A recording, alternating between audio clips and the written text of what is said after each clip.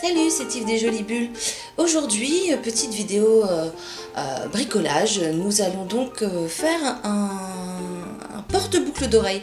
Je sais pas si vous, c'est comme chez moi, mais moi j'avais des tas de tiroirs de ma boîte à bijoux remplis de boucles d'oreilles et en fait je trouvais jamais la paire. Donc c'était un peu galère.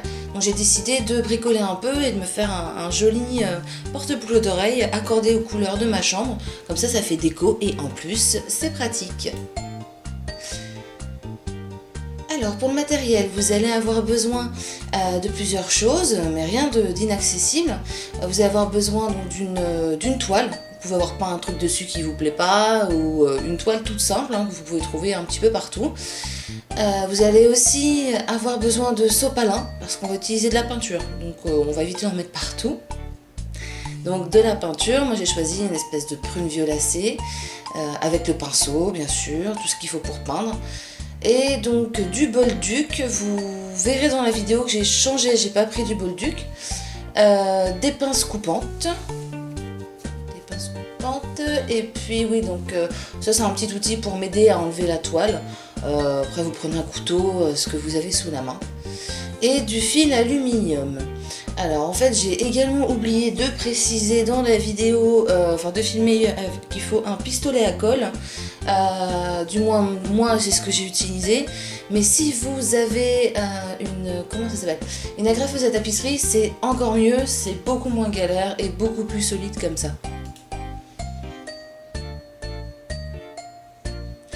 Alors la première étape est hyper simple, vous prenez votre toile et en fait on va sortir la structure de la toile, donc on va enlever finalement la toile, on va garder que la structure en bois.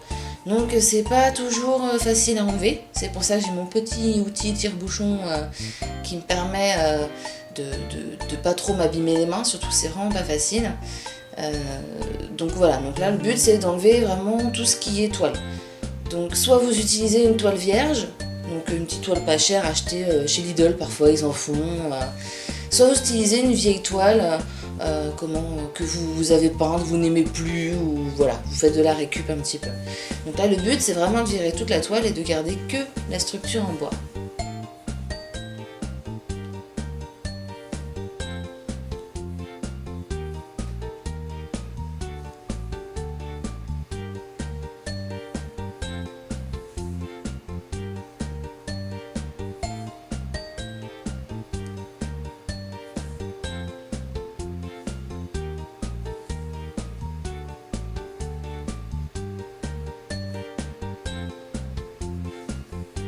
Et voilà. Et du coup, on a un cadre en bois.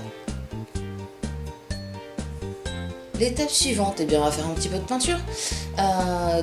Moi, j'ai utilisé de la peinture acrylique toute bête, de la marque Basique. J'ai pas mis de sous-couche. Là, le bois est brut en dessous. Donc, vous pouvez mettre la peinture que vous voulez, du moment qu'elle aille sur du bois. Vous pouvez sous-coucher, vous pouvez faire du pochoir. Vous pouvez faire vraiment ce que vous voulez, dans le but d'accorder en fait avec l'endroit où le petit cadre sera exposé. Donc voilà, donc rien de sorcier, peinture, peinture, peinture, on évite d'en mettre partout. Et selon les peintures, selon leur opacité, vous pourrez avoir besoin de mettre 2 couches. Moi celle-ci étant vraiment bien opaque, j'en ai mis qu'une. Ça peut être sympa aussi de vernir par la suite, pour donner un côté brillant. Moi c'est vrai que je ne l'ai pas fait, j'avais envie de faire ça rapidement un soir. Donc j'ai juste choisi la couleur qui me plaisait et puis allons-y.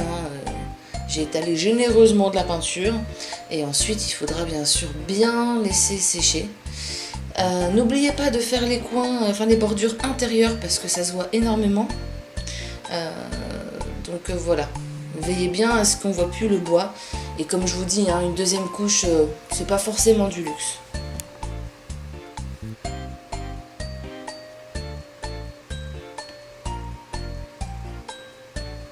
Alors une fois que tout ça est bien sec, eh bien on va fixer en fait les petits portants pour boucles d'oreilles. Donc du coup moi j'ai pris mon mètre et j'ai mesuré ce que je voulais, la distance que je voulais mettre entre les fils.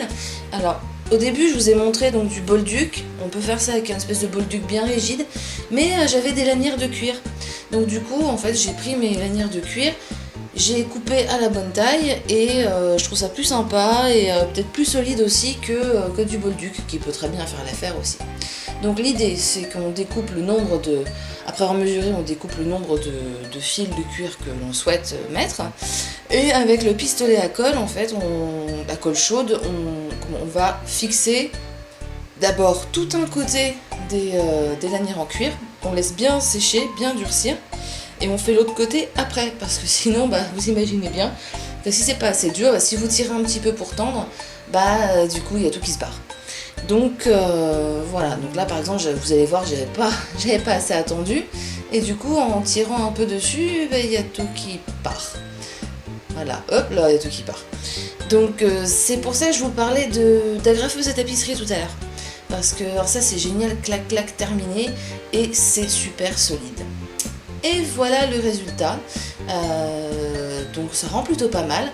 Donc on peut le poser comme ça, mais moi j'ai décidé en fait de pouvoir faire une fixation pour l'accrocher au mur. Donc j'ai pris un bout de fil alu en 2 mm que j'ai torsadé pour faire une espèce d'anneau, hein, voilà. Donc ce qui me permettra de l'accrocher au mur. Petite hésitation, mesurez bien pour avoir le centre de votre cadre.